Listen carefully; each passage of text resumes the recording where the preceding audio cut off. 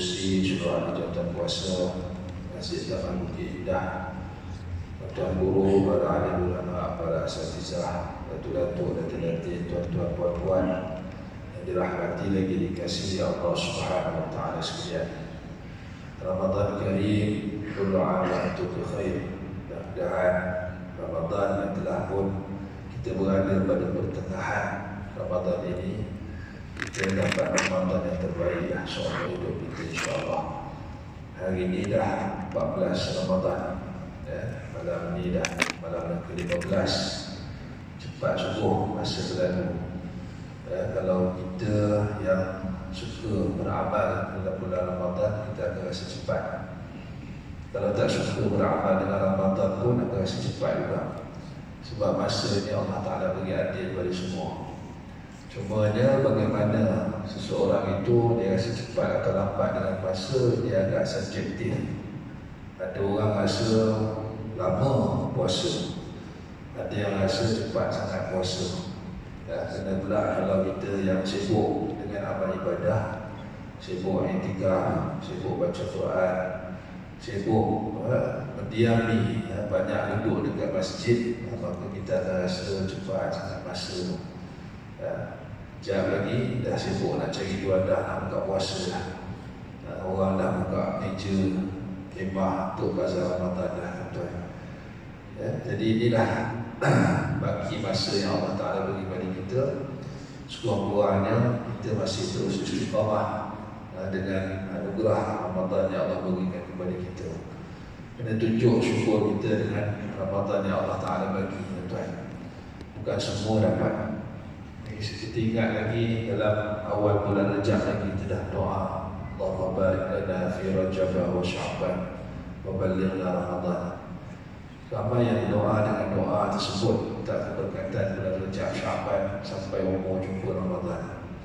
Tapi yang baca doa itu bukan semuanya sampai dalam bulan Ramadan. Ada yang mungkin satu sahab dengan kita yang dah pun pergi pada bulan Rajab atau Sya'ban. Ada mungkin adik-beradik kita yang beraya dulu sama dengan kita, beraya terkejut tahun lepas tu duk beraya sama dengan kita. Tahun ni dah tak dapat nak beraya dah sama dengan kita. Kita pun tuan-tuan, mungkin ini Ramadan terakhir, walaupun kita berharap semua dapat lagi nikmat-nikmat Ramadan, tapi setiap kali kita dapat jumpa Ramadan, kita kena anggap ini yang terakhir, supaya kita akan lakukan yang terbaik dalam Ramadan yang Allah Ta'ala berikan kepada kita. Maka oleh kerana itu, apa yang saya nak highlightkan di sini pada tengah hari tazkirah zuhur ini, itu berkenaan dengan kedudukan darjat orang yang berpuasa. Dan insya-Allah saya akan sentuh sedikit berkenaan dengan i'tikaf. Kerana kita akan masuk 10 hari terakhir, ramai kita yang beriktikaf, tetapi perlu kita tahu hukum hakam berkenaan dengan i'tikaf. Apa pertanyaan berkenaan dengan i'tikaf? Jadi terlebih dahulu saya nak nukilkan di sini kata-kata Imam Al-Ghazali rahimahullah tentang kedudukan orang yang berpuasa. Kata Imam Al-Ghazali rahimahullah ta'ala, darjat ataupun kedudukan orang yang berpuasa itu ada 3 bahagian, 3 tingkatan. Yang pertamanya puasa orang awam, puasa awam. Yang keduanya puasa khawas, VIP. Yang ketiganya puasa khawas, VVIP. Mudah fahamnya macam itulah.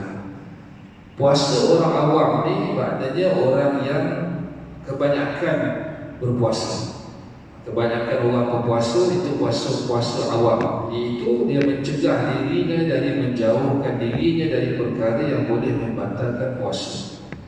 Maknanya dia akan menghalang dirinya daripada makan dan minum, dan dia akan jaga kemaluannya supaya tidak buat perkara yang boleh membatalkan puasa.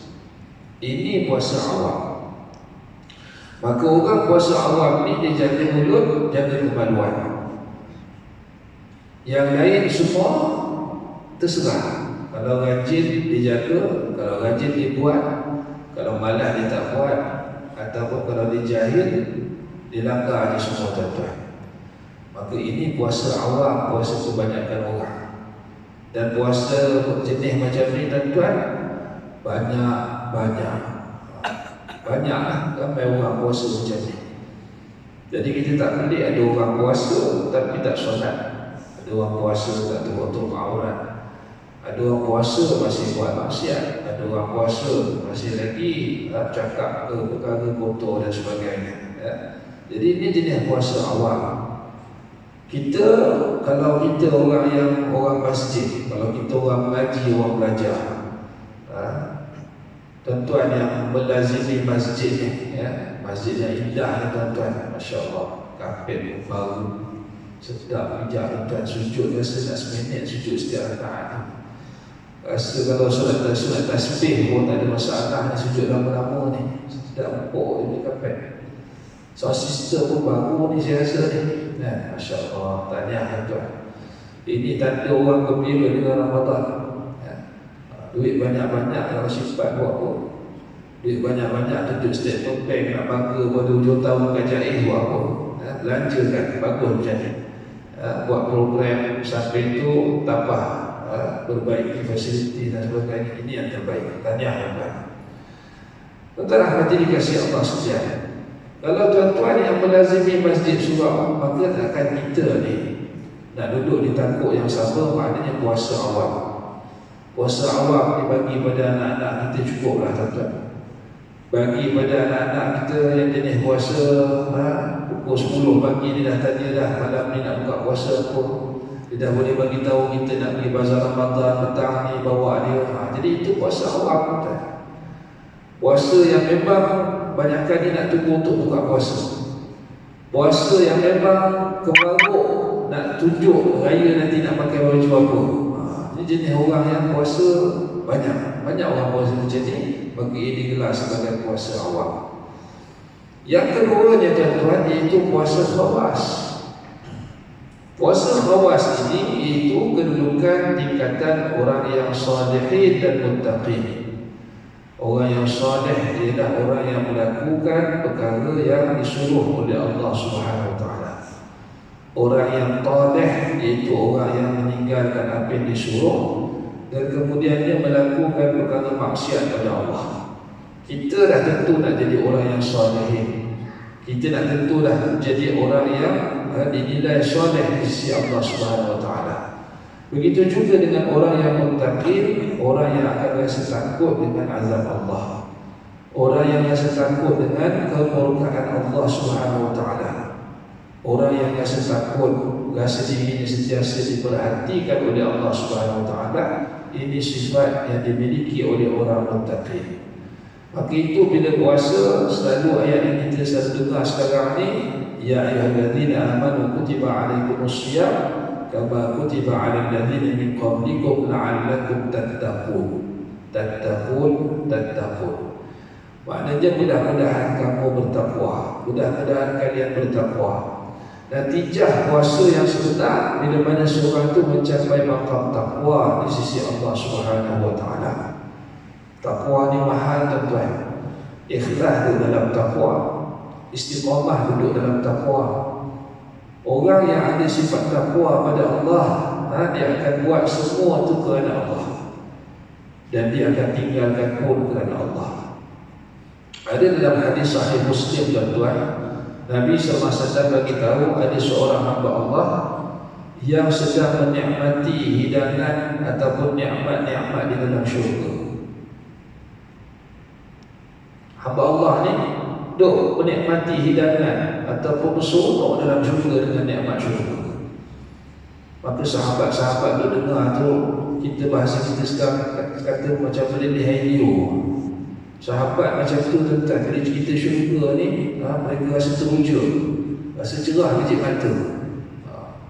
Bila cerita neraka, mereka tundukkan pandangan, mereka menangis, mereka rasa takut gerun. Ni ciri-ciri sahabat Nabi SAW. Maka bila Nabi cerita ada ahli syurga yang sedang menikmati hidangan ataupun nikmat dalam syurga pemberian Allah, sahabat-sahabat rasa seronok, rasa teruja. Lalu Nabi SAW bagi tahu yang membuatkan si fulan ini dapat masuk syurga Allah Bila Allah Ta'ala bagi tahu, ialah dia ni pernah satu hari dia naik binatang tunggangan dia. Sedang dia jalan dengan binatang tunggangan dia, kemudian tiba-tiba dia nampak sebatang pokok yang duk menghalang lalu lintas orang. Pokok tu menghalang lalu lintas umat Islam. Maka dia turun daripada binatang tunggangan dia, dia bawa keluar dia punya parang. Dia kata, ya Allah, pokok ni telah menghalang laluan manusia. Pokok ni telah mencederakan manusia. Maka aku nak potong pokok ni kerana-Mu, wahai Allah. Maka dia tebang ni pokok tersebut, tuan-tuan. Hanya sebab kerana dia menebang sebatang pokok, maka Allah Ta'ala masukkan dia ke dalam syurga. Semua dengan rahmat dan kasih sayang Allah. Jadi dua perkara dekat sini. Orang ni dia buat satunya perkara yang beri manfaat pada orang lain. Jelas kan? Satu benda dia buat, itu benda yang dia buat itu memberi manfaat pada orang lain. Macam tuan-tuan lah, mungkin dia nak infak kapet ni, mungkin ada buka tabung infak juga. Ramai yang infak, Masya Allah, tabarakallah. Selagi mana kapet ni digunakan, selagi itu kita dapat pahala. RM1 kita masuk belanja. Saya yakin tuan-tuan semua, pahala yang tuan-tuan miliki lebih banyak daripada ahli syurga yang disebut oleh Nabi SAW. Sebab kita buat amal soleh mungkin lebih banyak daripada si fulan ini. Sebab Nabi kata, yang boleh buat dia masuk syurga tu sebab dia potong tebang pokok kerana Allah. Yang kedua ni tuan-tuan, dia tebang pokok tu untuk manfaat manusia lain. Yang pertama. Yang keduanya, dia buat itu kerana Allah. Ini yang susah kita nak dapat, tuan-tuan. Hari ini pula jenis share location ni, tuan-tuan. Jenis dan tarawih, dan tilawah tadarus, dan puasa hari 14. Semua nak cerita dekat media sosial ni, tuan-tuan.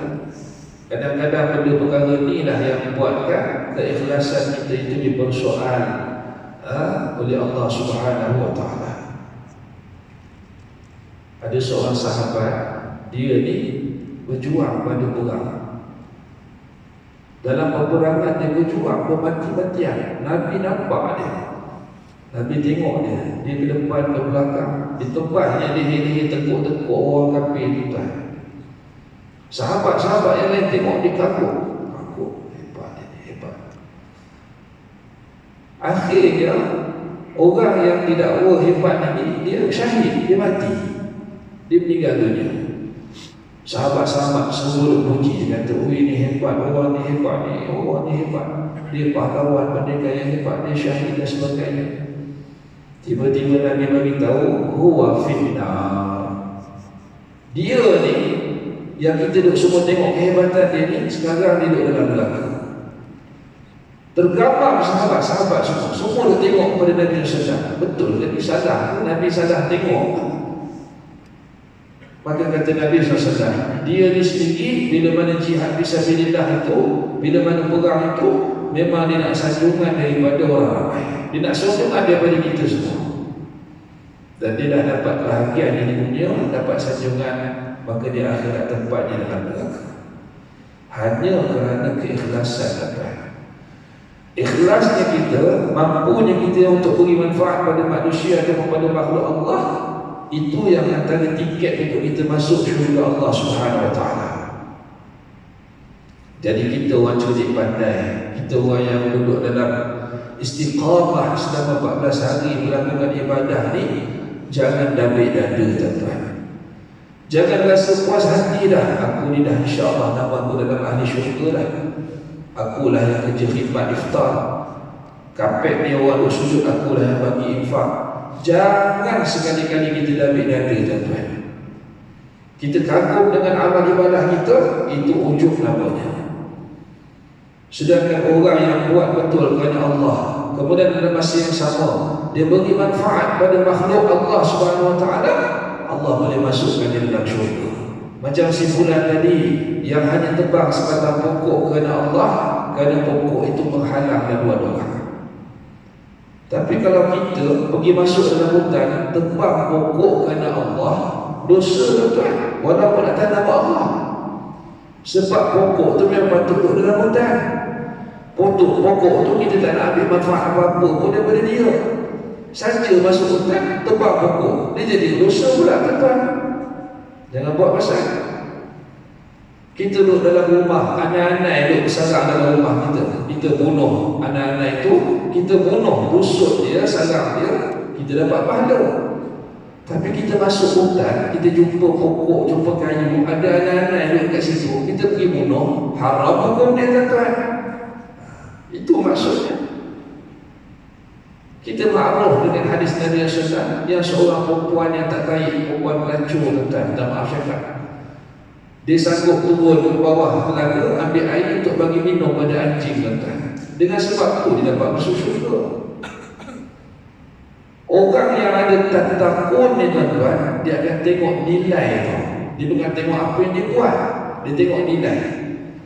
Dan nilainya itu bagi pandangan mata dia adalah kecil, kerana dia nak dapat nilainya daripada Allah Subhanahu Wa Taala. Itu maksud takun. Dalam ibadah puasa, kita puasa, tapi markah kita bukan semuanya sama. Semua tak sama tuan-tuan. Mungkin markah tuan-tuan lebih tinggi daripada saya. Mungkin markah orang yang duduk kerja dapur tu lebih tinggi daripada markah tu imam yang mengimamkan solat 20 rakaat. Betul. Saya ada pengalaman jadi imam 11 tahun di Masjid Imam Syafi'i Taman Banduri.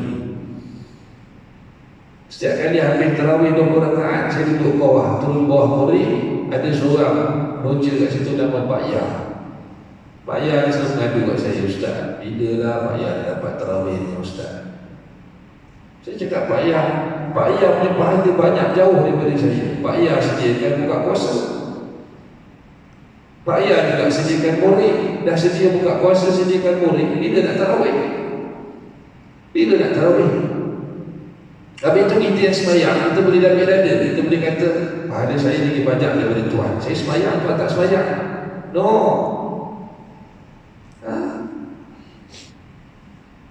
Seseorang yang buat kebaikan, mengajak orang yang buat baik, tunjuk pada orang kebaikan yang boleh dibuat itu, lalu orang tu buat baik, maka dia akan dapat pahala sampai kiamat. Ada seorang driver bas untuk ngadu saya, Ustaz, jangan dapat sembahyang Jumaat kat masjid. Saya bawa bas, dapat bersubuh je Ustaz. Itu pun kalau subuh awal, subuh lewat macam sekarang tak boleh Ustaz sembahyang Jumaat masjid. Bas kena gerak awal 5.30 dah pada hijin dah, pukul 6 dah kena gerak dah daripada stesen. Sekarang subuh dah 6 subuh, baru subuh 6-10 minit baru subuh. Saya tak sempat Ustaz nak sembahyang Jumaat. Zuhur asar pun saya tak sempat. Turun kejap sembahyang kat stesen. Kalau bukan bulan puasa saya sempat minum makan sikit, tu saya sempat balik jalan. Saya nak tenangkan dia, orang macam ni tuan. Kita nak tenangkan macam mana? Kita nak kata, oh dosa tu, susah macam tu. Pahala saya lagi banyak, saya duduk masjid, saya duduk imam. Kita boleh kata macam tu? Tak boleh tuan. Abang bawa bas, abang driver bas. Orang pergi kerja tu, pergi naik bas ni macam-macam hajat. Abang telah menunaikan hajat orang passenger abang kat belakang tu. Itu bukannya dapat sikit punya pahala tu, besar pahala. Ada keluar cari rezeki, ada keluar cari nafkah, ada keluar cari berziarahi orang yang nak menghubungkan silaturahim. Semua pahala dapat abang. Oh ya Ustaz, betul. Dia yang penting dia nilai tuan, nilai yang penting. Kadang-kadang kita ni banyak sangka buruk kan. Kita pergi ke bazar Ramadan, apa kita tengok orang tu niaga semua. Ish, dia niaga sejak ni mesti tak puasa. Jahat otak kita kan. Kita puasa, masak harap apa tak jadi kita. Nak manis jadi masak, nak garam cukup, dah jadi pahit pula, lebih garam, macam-macam. Betul kita sama dengan orang niaga macam kita, tak boleh kita. Yang tak betul tu ramai juga tak betul. Yang berniaga lipat angin pun ramai kan. Mutabak hangit pun ramai.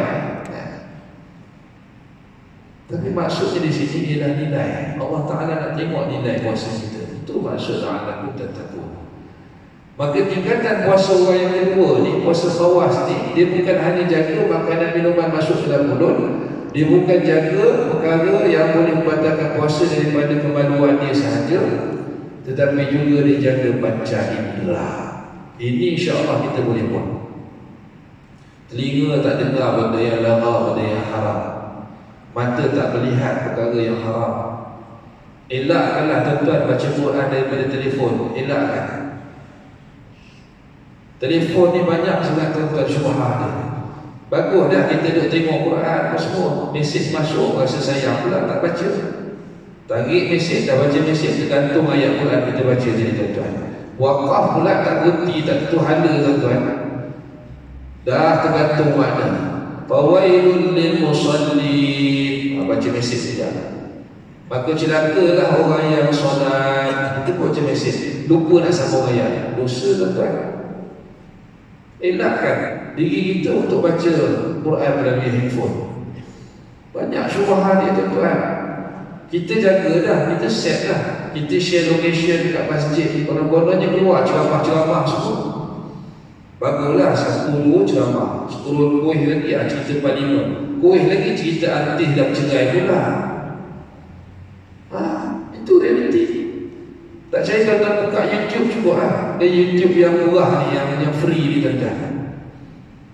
Bagus dah pasang Syekh Masyari Rashid Al-Afasi. Bagus baca. Lepas 2 minit dia keluar iklan Blackpink tuan-tuan, pening pada kita. Ada masjid mana tak untuk Bilal nak ni malah nak ngaji ke apa, nak pasang dia pasang YouTube tuan-tuan. Hara 2 minit je lah Syekh Sudah baca Quran dalam 20 saat je.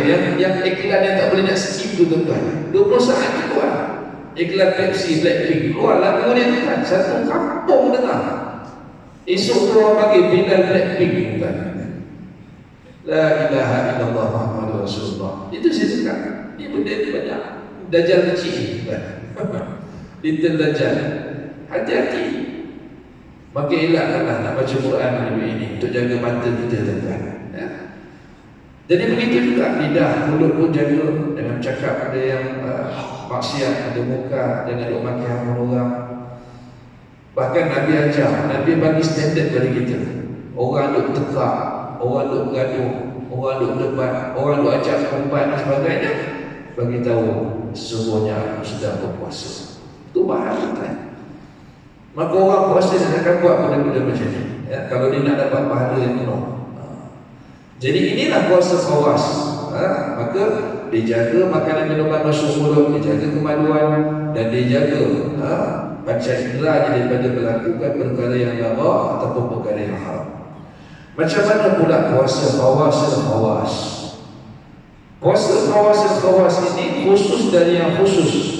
Inilah puasa tingkat kedudukan para anbiya, para siddiqin, para muqarrabin dan para arifin.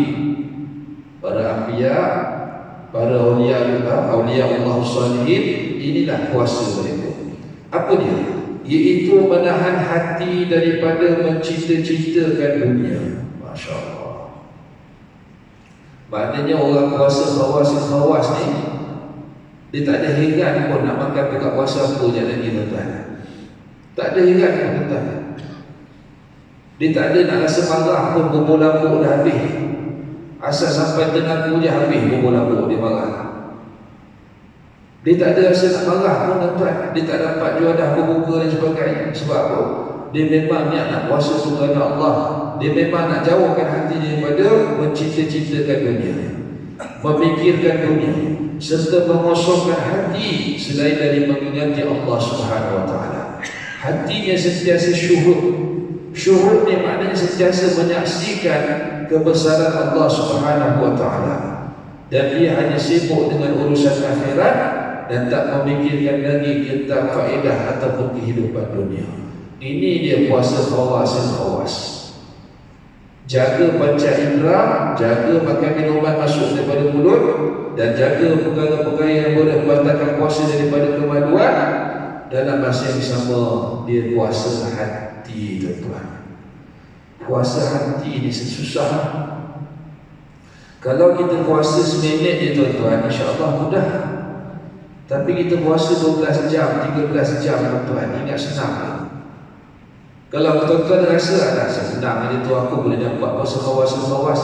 Cuba sembahyang sunat 2 rakaat, boleh tak khusyuk daripada takbir sampai salam. Masa takbir sampai salam tu dalam sembahyang tu Allah. Tak ada benda lain dalam hati kita tuan-tuan. Kalau situ pun kita dah gagal, macam mana 12 jam nak dalam hati Allah. Bukan mudah ni tuan-tuan.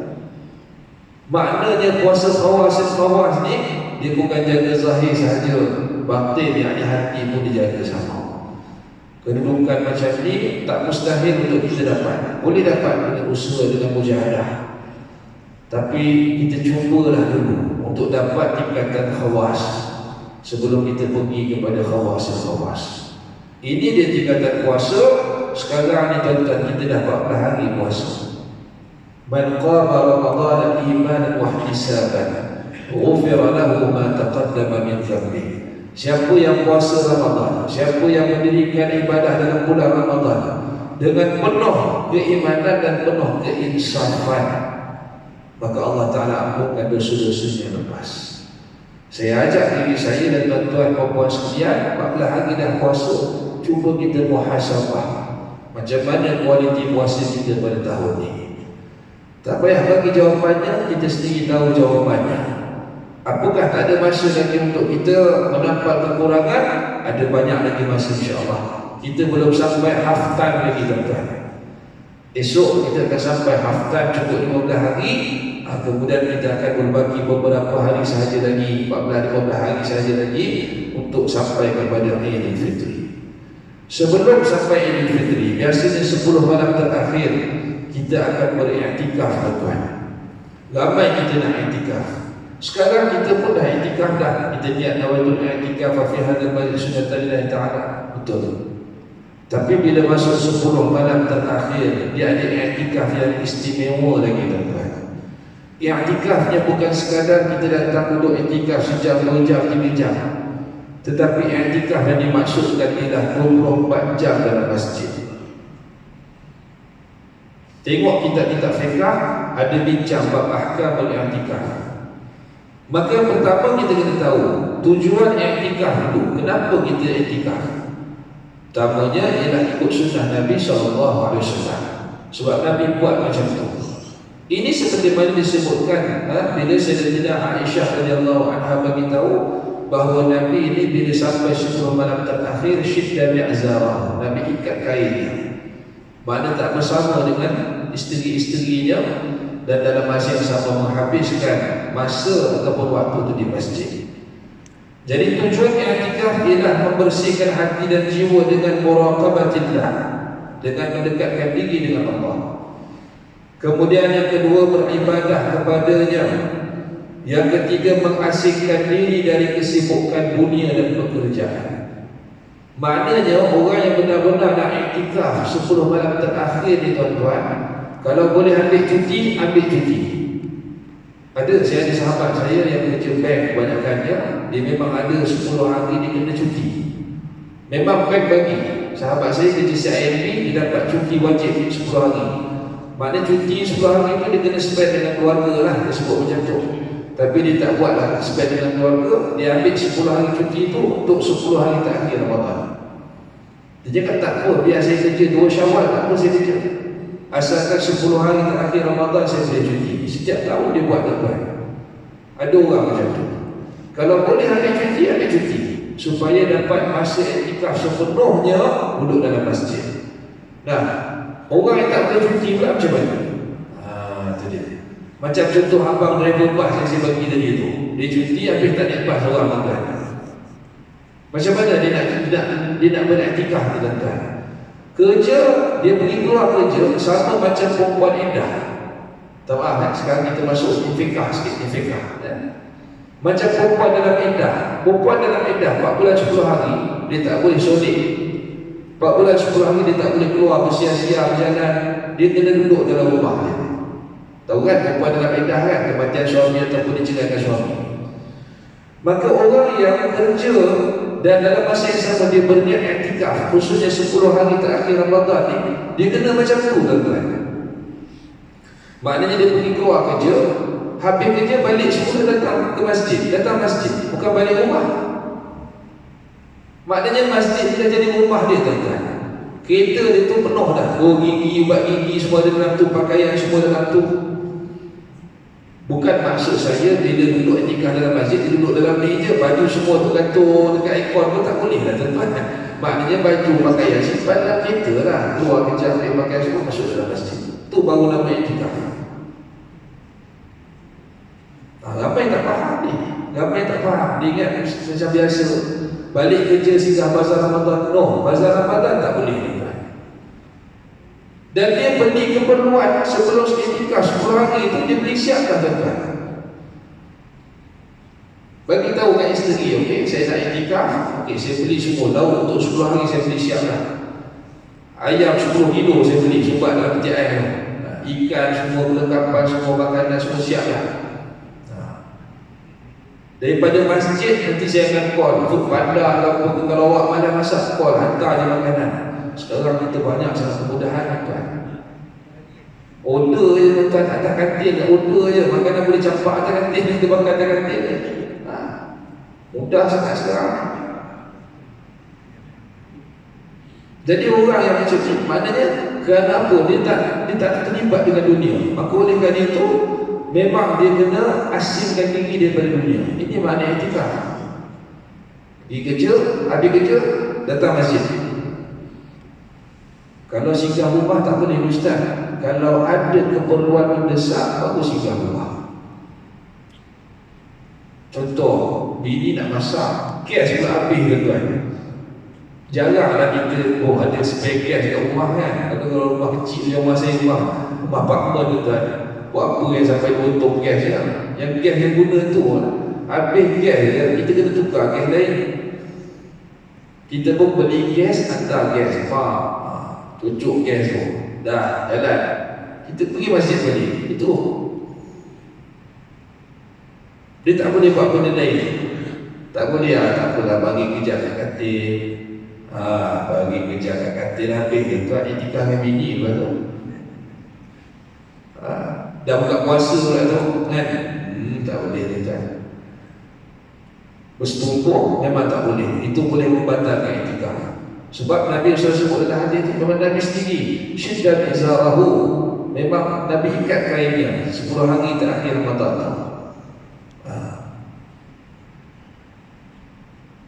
Jadi kalau kita ada keperluan-keperluan dunia, sebelum nak sampai 10 hari terakhir itu, settlekan dulu, selesaikan dulu. Kawan ajak minum berapa ke, 10 hari dah boleh kerja aku. Yang keempatnya, membiasakan diri beribadah dengan menghampirkan diri kepada Allah. Ini tujuan dia. Sebab kita duduk masjid, banyak ibadah kita boleh buat. Yang kelima, mendapat rahmat Allah. Yang keenam, menyucikan dan mempertahankan diri dengan perisai Allah. Yang ketujuh, membendung daripada tipu daya musuh Allah.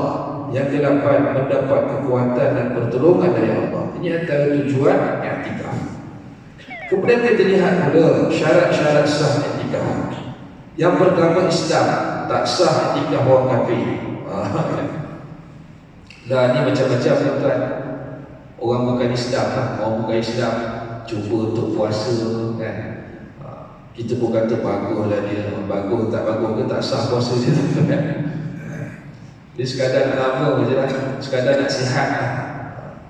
Tapi dia macam mana baik pun, sebab dia orang bukan Islam, maka tak sah dia punya puasa dia. Begitu juga dengan i'tikaf ke, puasa, zakat dan sebagainya. Yang kedua, berakal ataupun memayis. Nak i'tikaf ni memanglah kena berakal. Kalau kurang akal susah tuan. Kalau kurang belum memayis susah. Dan ada main game, duduk dalam ni kena marah untuk siap dia, untuk main PUBG, main game tuan. Aduh, bising gigi dia, main lato-lato pula sekarang tuan. Aduh, sakit telinga kita kan? Jadi tak sah i'tikaf orang gila dan kanak-kanak yang belum memayis. Sebab apa? Mereka sendiri pun tak diwajibkan untuk melakukan ibadah. Tapi kalau kita nak ajar anak tu bolehlah. Tak ada masalah. Ajar anak, bawa anak kecil tentang sembahyang, dia ikut kita sikit-sikit tak apa. Tapi untuk i'tikaf, untuk bermalam 24 jam habis masa kat masjid, seeloknya dia elakkan.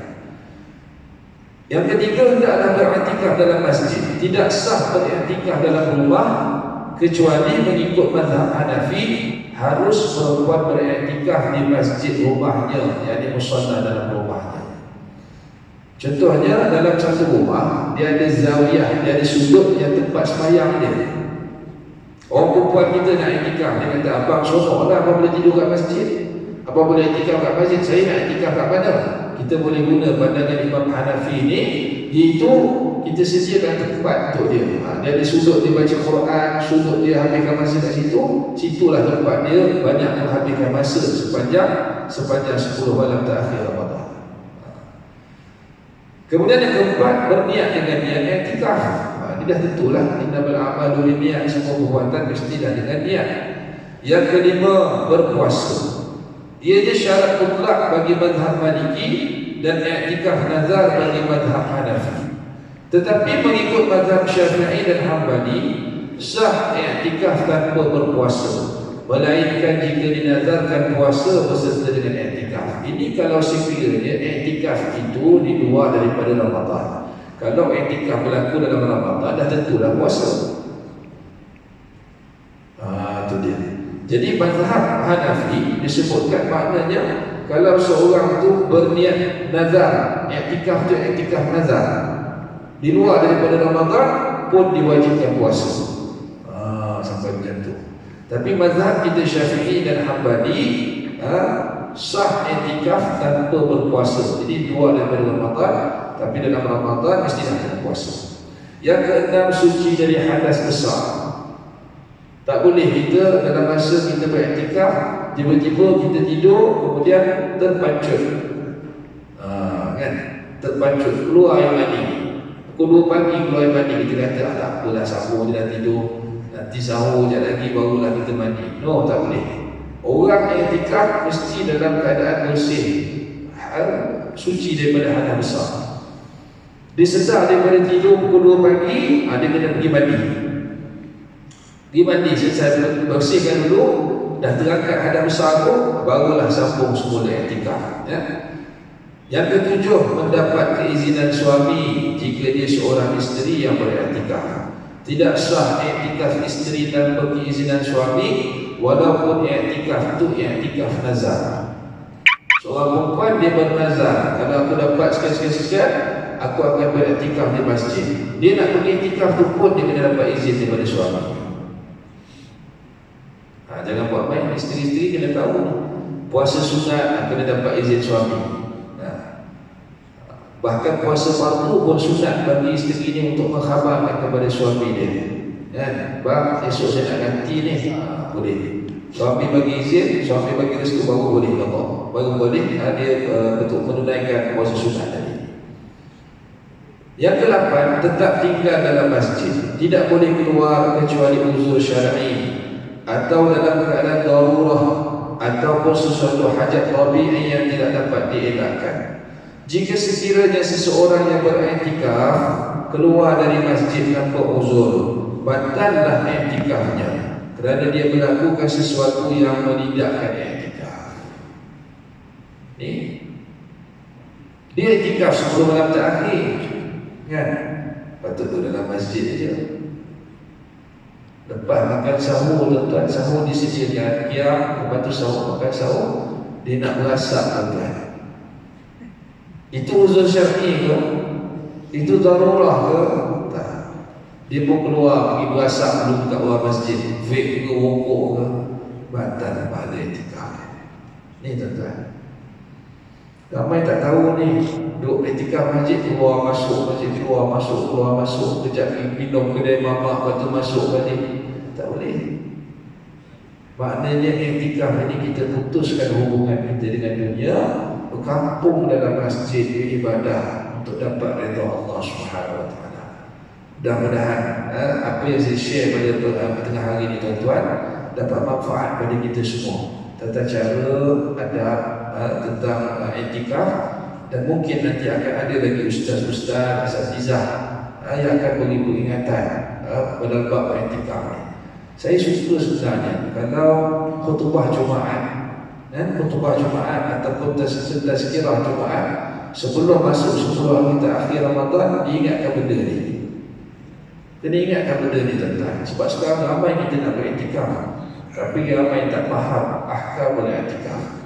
Ya, mudah-mudahan apa yang saya share tuan-tuan bermanfaat untuk diri saya sendiri dan kita semua, dan mudah-mudahan kita punya ibadah puasa diterima oleh Allah Subhanahu Wa Taala.